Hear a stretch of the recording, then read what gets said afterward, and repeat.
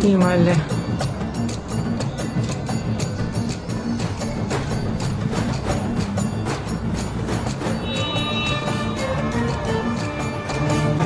Evə qayıtmaq istəyirəm, qayıda bilmirəm.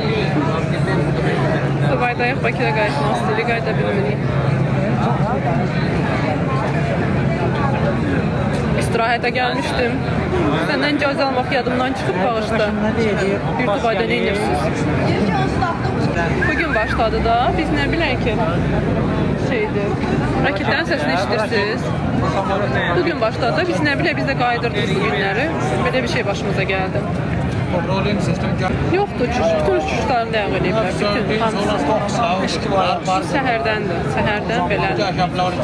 Belim dağılır. Özünün yorğunluqdan. Raket gəldi, keçdi avtomobil gəldi. Aman bir də qrupla gəlmişik. Arkadaki böyle püskülleyim ki yüzüne biraz renk katmışam. O da arkadakini tutur hiç məni yok diye. Arkadakiyle şey canlı açmışız biz.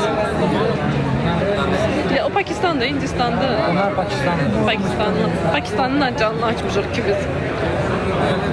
Sağ olun, Allah razı olsun. Burada atırlar da. Başımın üstünde uçur. Bu da indi eşidirsən səsləri? Benim ağrıdı. Benim dəhşət dərəcədə ağrıyır. Masajın yerini aldım. Burada bir də masaj elətdirdi. Kresloydu. Bütün burnumuzdan gəldi də indi. Burnumdan da gəldi, kulağımdan da gəldi. Allah, burnumuzdan da gəldi, kulağımızdan da gəldi. Where is the Arabic Gideceğim burada bir saat vereceğim. Arabic power? Where is power? Where is the Arabic power? No power, no water for people. No sayara, no tayara. It's disaster. Sərdən bizi yola verdi. He war and everybody was like crown. King. Həri qaqaş, həri. Three war and we are king. Axırıncı sözlər başa King, düşdüm. Azerbaijan king, Turkey Harry. king. Həri. Very strong people.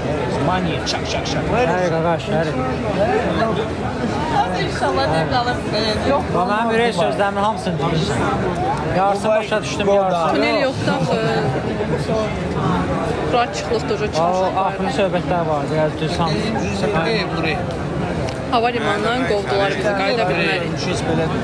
Çıxartdılar biz bizi Allahlar bayrağı. Bir dənə su zat da vermirlər camaata.